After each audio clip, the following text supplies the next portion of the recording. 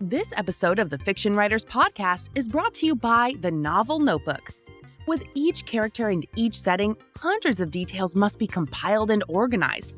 Far too many for a writer, like you, to keep them cataloged in your brain. The Novel Notebook provides the answer. Visit www.fictionwriterspodcast.com/novel and quickly discover how to organize your materials and take your novel to the next level. Welcome to the Fiction Writers Podcast with Lana McAra, where you will discover tips, tricks, and ideas for fiction that is #unputdownable. Here you'll find new energy, new perspectives, new resources, and new ideas that will spark your creativity into a blaze of brilliance. It's easier than you think. Be sure you visit our website at www.fictionwriterspodcast.com. While you're there, subscribe to us via your favorite network. Now, get out your notebook, tune in, and let's get started. Everything in your novel should have more than one purpose.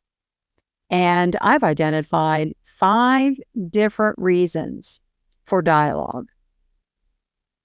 My name is Lana McAra. Welcome to the Fiction Writers Podcast. Tips, tricks, and ideas for fiction that is #unputdownable. What does your dialogue do? Well, it's a conversation. So it's an interplay between 2 or more people. That's true. And the first reason for dialogue is to relay information. They're telling each other things. They're giving each other updates and just talking about what they learned or discovered. So that's like the primary underpinning foundational reason. It also, dialogue shows character, doesn't it? It shows so many facets of character. The word choices that a person uses will show where they're from. It'll show their heritage. It'll show something about their family background. Is this a highly educated family or is this not? So it also shows the importance that this person puts on proper grammar and so forth. It also shows the relationship between that person and whoever they're talking to. Is the person speaking in authority, or is it a best friend relationship where they dominate the other person? Or maybe it's a situation where the person speaking is subordinate, ingratiating, or scared. You can relay all these different relationship dynamics through the conversation, the tone of voice, the body language. And of course, you're relaying all of this as you're writing your dialogue. So relationships come through loud and clear in your dialogue. The third thing, description. Because you can have the people talking, interacting with their environment, you're showing where they are. And you should do this. You shouldn't just have 2 talking heads hanging out in midair without any grounding to where they're located. I use an example. He slammed the cup to the table. Well, there's a cup and there's a table. It could be the break room at work, could be the kitchen, could be the dining room. Where is it? Restaurant. But there's something about a cup and a table there. And you can do all sorts of different things with the environment.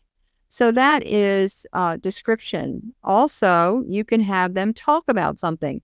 Oh, look at that painting. Yeah, I remember when he was working on that. See this and that. Now just be careful with it. Don't get too heavy-handed with that and load up your dialogue. Which is that's a caveat. I probably should talk about that in another episode. But you don't want to load your dialogue with things that people would not normally say. If this person is at an art gallery and her brother's painting or her friend's painting is hanging there and they're seeing it for the first time, they would be talking about it. Yeah, sure they would. If this is something that they've seen on, forever and they own the art gallery or whatever, or maybe it's a picture hanging in their living room, they're not going to talk about it. So make sure that you're keeping it real with things that people would actually say. And reading aloud in the dialogue would be a good thing to do. I always encourage that. Get another person, Have them take one part, you take another part, or maybe you have two people and you're just listening to make sure people would actually say the things that you have written in your book. Then the fourth thing is to maintain belief. I'm sorry, is this the fourth? 1, 2, 3, 4. No, this is the fifth. The fifth thing is to maintain the reader's belief in the story. So you want the reader to feel like they are involved in the story. And that means you're not loading the dialogue with things that people would never really say. You're not giving information and having people talk like an encyclopedia, that when they would never actually say that, unless it's their job, to deliver information. I always think about Marshall in the TV series Alien, where he would come out, with his scientific report of the research that he did. And he would spout up like an encyclopedia till they shut him down. I mean, if the character's like that, fine, but you wouldn't have a mother talking to her husband. Oh, I looked it up on Google and my son, our son has this condition, that condition, and spieling off all this stuff. That's not how people really talk. And so you don't want to have that in the dialogue. You want to maintain belief in the story through the dialogue. And the dialogue draws the reader in, draws them in to the thinking of the various people in your scene. I hope that helps you today. My name is Lana McAra. See you next time.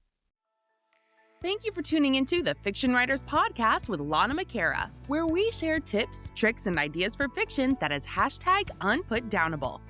Remember to visit our website at www.fictionwriterspodcast.com and enjoy even more great episodes like this one. Again, while you're here, subscribe to us via your favorite network. We look forward to seeing you next time on the Fiction Writers Podcast.